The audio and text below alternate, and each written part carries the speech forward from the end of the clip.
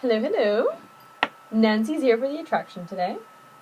So this will be my last video for now, I think. But I'm going to talk about my tracks. And funny little fact, Kishore was like, Lisa, I've noticed that you talk about your cat in your videos, but you don't talk about us. And then 2 days later, he sent me another message saying that he was expecting a 2-minute coverage on him. So here I am talking about them. The past 2 weeks, I've done quite a few treks. The first time we went to Mount Parongia, which is like a 40-minute drive away from Hamilton. So we left at like 8 in the morning, and it was such a good trek. It was very different from the one I did this Friday. But yeah, it was just amazing. It was very, very dense. It was like 3 hours going up the mountain, and we ended up going almost 1,000 meters above sea level. There were flies everywhere, by the way. Every time we would stop, like, they would just randomly appear, and we're like, where are they coming from? But it was really, really good. It was really hard work because, well, it was very muddy and slippery, and you had to be careful. And like you had to like grab some ropes and trees to actually get to the spot you needed to be. There were also a few chains and rocks. It was so adventurous and like Tarzan-y. It was so cool. And then we finally got to the top, and we decided to go a bit further to a hut, which was awesome.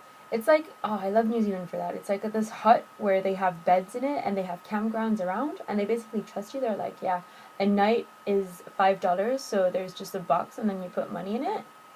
And there's like water, everything, like even toilets.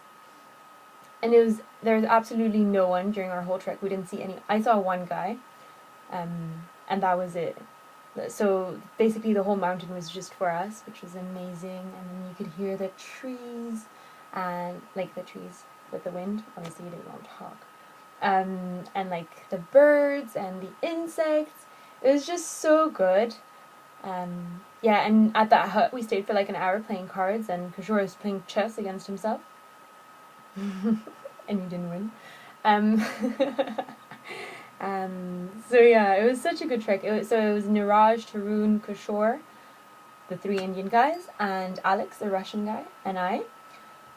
We laughed so much, especially because like Kishore and Niraj were like, after an hour, they just lay down on the floor, and they were like, we're not going any further. And we're like, come on guys, we still have like 3 hours to go, and then we have to walk all the way back. So like that part of walking all the way back after we chilled for like an hour playing cards was a bit harsh. And we were like so dirty when we got home because it was so muddy. But besides that, it was such a good trek. I really, really, really loved that trek, and it was a beautiful view, and just, I don't know, I just felt at one with nature. And like, when I trek, oh, they call it tramping here, by the way, it's like trekking and camping together. And yeah, so, yeah, when I trek, or I listen to music, and then like I'm busy with the music, or I don't listen to music, and I'm like overanalyzing everything I can think of, and like thinking about so many things at the same time, which is what happened this time. And I was like, oh, I'm going to say this in my video, and I'm going to say that, I'm going to start doing this and this and this and that. So it's pretty good. So I reflect upon things. Had a few moments with some trees as well, which was great. Yeah, it was just a fantastic day, and we got home and like we were so tired that we just passed out because we ended up walking for like 7 hours, but we only walked about 15k. And so this Friday we left at 6 o'clock in the morning, and then it was a 3-hour drive. We went to the Tongariro Alpine Crossing, which is where like the Lord of the Ring was filmed, so Mount Doom. Not that I really know what it is because I haven't watched the movies. I watched one movie and I fell asleep, and it was as a compromise. So like the other party had to watch The Sound of Music in exchange. Anyway, so that trek was amazing. I didn't really walk with we exchanged Niraj for an Indian girl because Niraj was weak. I'm just kidding, but like he didn't want to come. So it was the same group, but just an Indian girl instead of Niraj. And I didn't really walk with them, so I was basically alone on most of the time because I was walking in front. And it started off with like wanting to like take everything off because it was so hot and like being drenched in sweat. I know, very charming. And then the moment you would like start going a bit higher and like you had the volcanic atmosphere around you, it kind of looked like Mars in a way. Not that I've been to Mars, but it was really cool. And then you'd go higher up, and at some point it was like my fingers were gonna fall off. That's how cold it was. Oh my lord, I was dying. But it was so worth it because you continue walking on the crête, and then you see the turquoise blue lakes. And it's just amazing. I didn't touch the water because my mom burnt her foot once in a volcanic lake. So I was scared to like test it. But turns out it was in hot water, so I could have done it. But I think it's one of those crossings or like treks that you could do so many times, and every single time it would be a different experience. Because for us, it was really, really, really foggy. It was that foggy that sometimes you couldn't even see the people walking in front of you. But yeah, it was just absolutely amazing. And there were 3 lakes, and just the views were beautiful. It was a bit desert-like, but yet still with some little purple flowers. And it was very different to the trek before because unlike the dense trek of the week before, this one was very wide spaces and you could see far in front of you. It was like, it's basically the crater of the volcano in a way. And like you could see the peristaltic ashes and whatever, which was really nice. And then when you would go down, it started getting a bit denser, and there were beautiful trees, and they were like all entangled in each other, and oh, amazing. Oh, and you had like water, un ruisseau, water streams next to you while you were walking. It's so diverse, and yeah, it took me about 4.5 hours to walk it. And it was 20k in total. So this was also very, very heavy, like physically, but it was still very different than the one before. And this was a one-day thing because we took the shuttle, one-way thing. We took the shuttle to go back. But that was really, really good. I really enjoyed that trek. It was absolutely beautiful. Yeah, I definitely recommend it to anyone. And so we got home at like 10 at night, and we were completely knackered, as the British would say, and we just passed out, all of us. Yeah, and so the next day I went for another sort of trek thing. When I woke up, I felt like a spaghetti. I know, my metaphors are so great, aren't they? And I was like, I want to die, I'm not going to go anywhere today. But then Cambodia was like, yeah, come with us, and her sister, Esnat. And then we ended up going to Mount Maunganui in Taronga. It's actually on my phone right here. So that was amazing. It was such a good day. It was beautiful weather, and we went up the mountain for the beautiful view. But this was only like 200 meters above sea level, and the crossing was 1.5k, so like 1,500 meters. So this was nothing compared to it. But Cambodians and Esnat are not really sporty.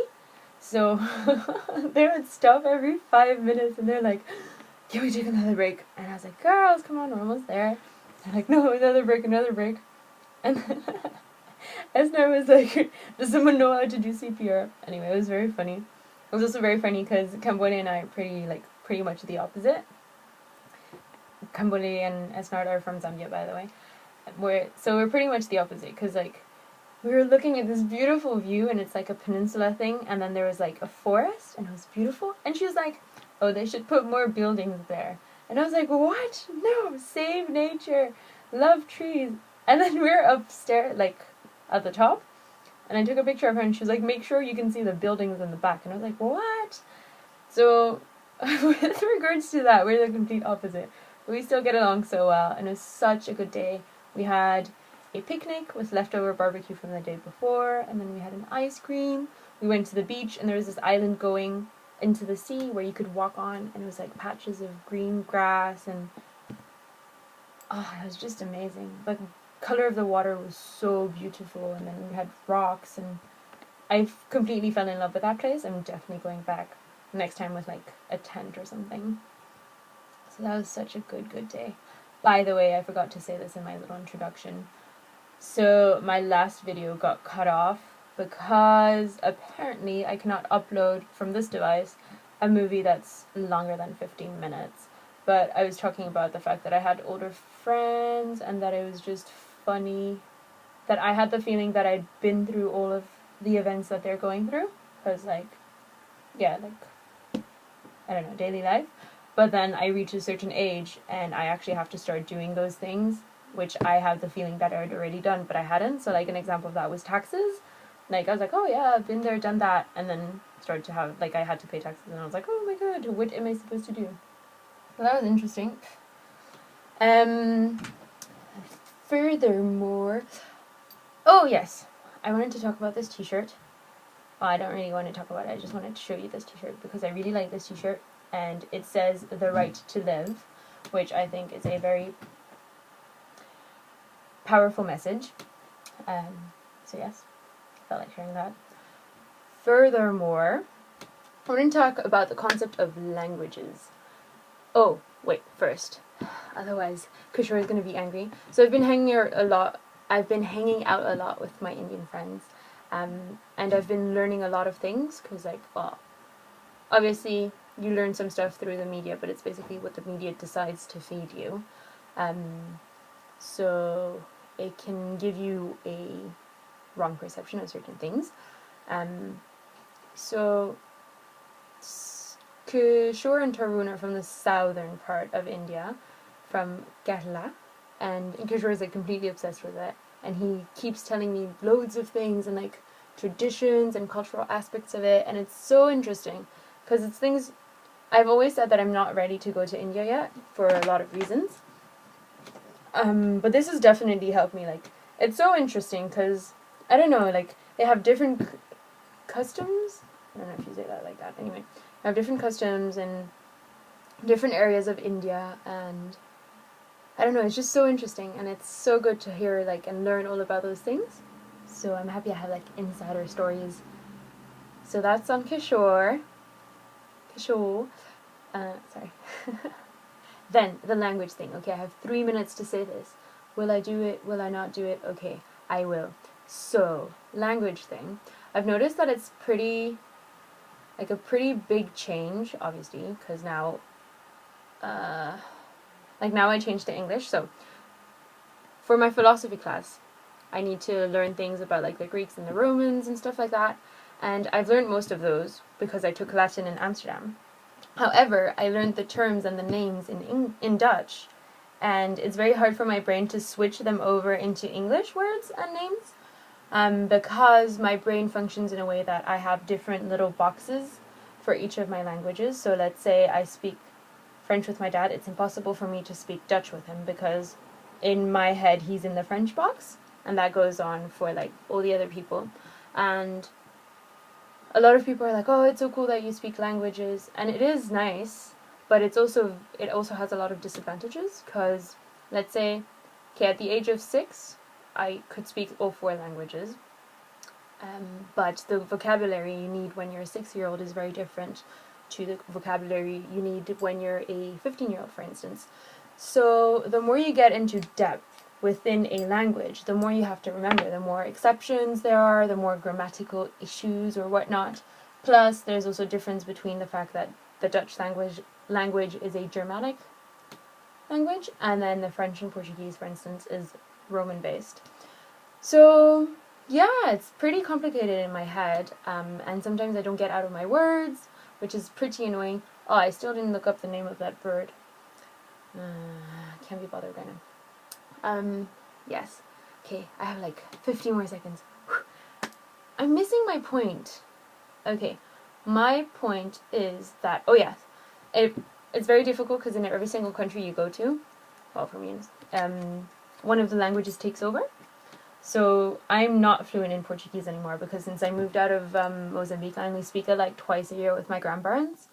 So that's really bad, and it's very hard to like entretenir, to like make sure that all the languages stay at the same level, because when I moved to Holland, Dutch was the language that I would speak the most at school, on the streets, etc.